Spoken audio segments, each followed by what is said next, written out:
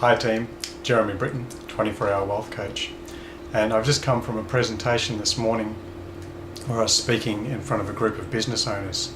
I actually did suit up, I looked a little bit better than this, but I came home, changed, got comfortable.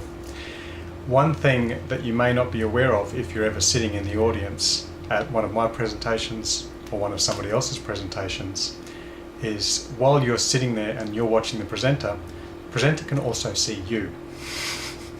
You might be sitting there and you're silently judging the presenter, saying his socks don't match, or he's talking too fast or too slowly, or maybe he uses his hands too much. But the presenter is also sitting there and looking at you. From my presentation this morning, I could actually look around the audience and I could see which people are actually going to succeed and which people are going to find things a bit of a challenge. Just a couple of things that I'll share with you. Some physiology, because the brain doesn't just control the body controls the brain. Interesting two-way street.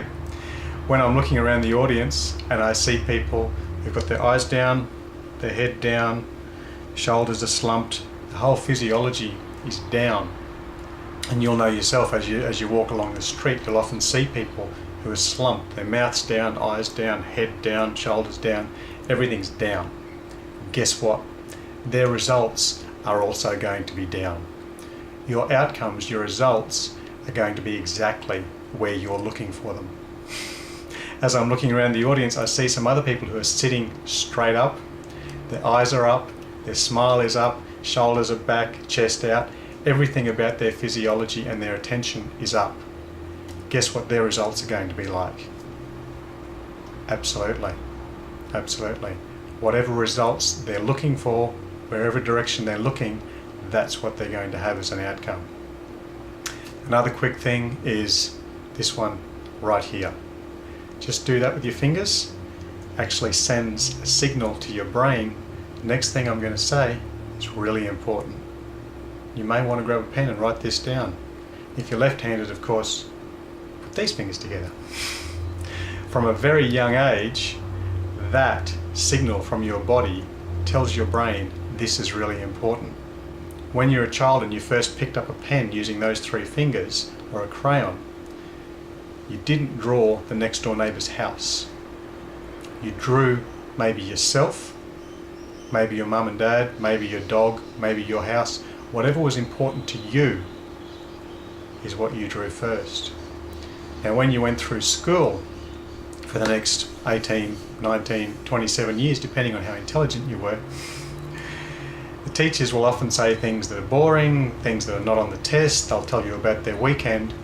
But the moment they say something vitally important that you know you need to store away for later, you'll put those fingers together around a pen and you'll write that down, sending a signal from your body to your brain, this is important. That's the signal you send. So if you're in a seminar and you're not taking notes, guess what?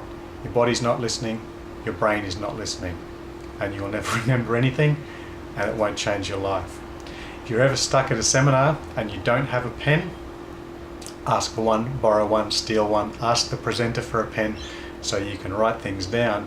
But if you're ever in a situation where you don't have a pen, you can just go through the motions, put those fingers together, move your hand around a little bit, go through the motions, pretend you're actually taking notes, because the body will send a signal to the brain, this is important, this is stuff I need to store away in my subconscious, somewhere deep in the memory banks. Even if I never read those notes again, I'll remember them a lot more clearly because I actually wrote them down rather than just passively listening. Interesting couple of physiological distinctions for you. Some people won't actually believe this about looking down. I can look down and be really happy. Sure. And I can look up at the sky and be really depressed. Sure you can. And maybe that one doesn't work, but just try it out. Just try it out just to see. There's always the big fear. What if I try it and it fails? Well, I'm here to ask you the more important question.